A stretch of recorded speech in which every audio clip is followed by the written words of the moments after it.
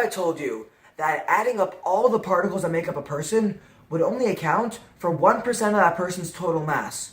Where's 99% of the mass? To answer, we need to explore quantum field theory, the Higgs field, and quantum chromodynamics. As an illustration of a field, consider a magnetic field.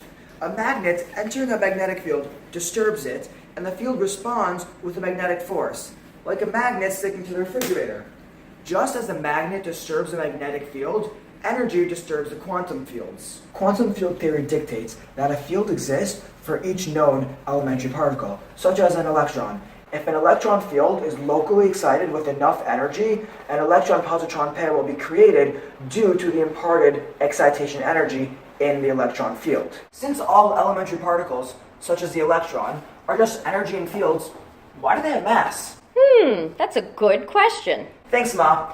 This puzzled many physicists until the 1960s, when Peter Higgs and others predicted the existence of a field, the Higgs field, that condenses the excitation energy of a particle into mass. Said another way, the Higgs field converts the excitation energy into mass. So now we know how the energy in the electron field manifests as mass by interacting with the Higgs field. Does all our mass come from our body's atoms interacting with the Higgs field? Seemingly yes, but to explore this, let's take a look at a proton.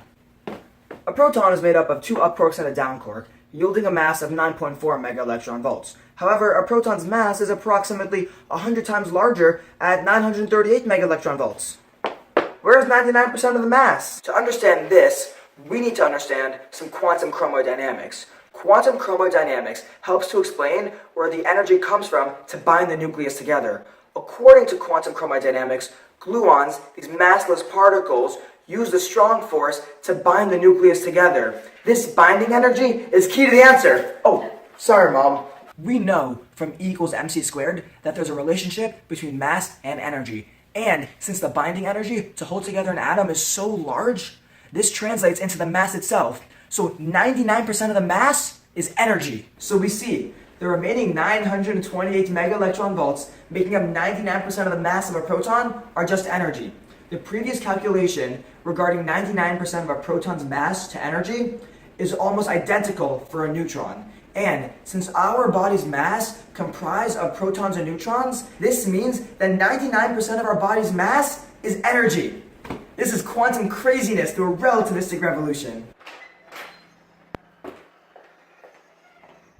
Just as the individual parts of a composite particle don't make up its total mass until they're all pulled together, my outfit isn't complete until it's all strung together, but we'll leave string theory for next time.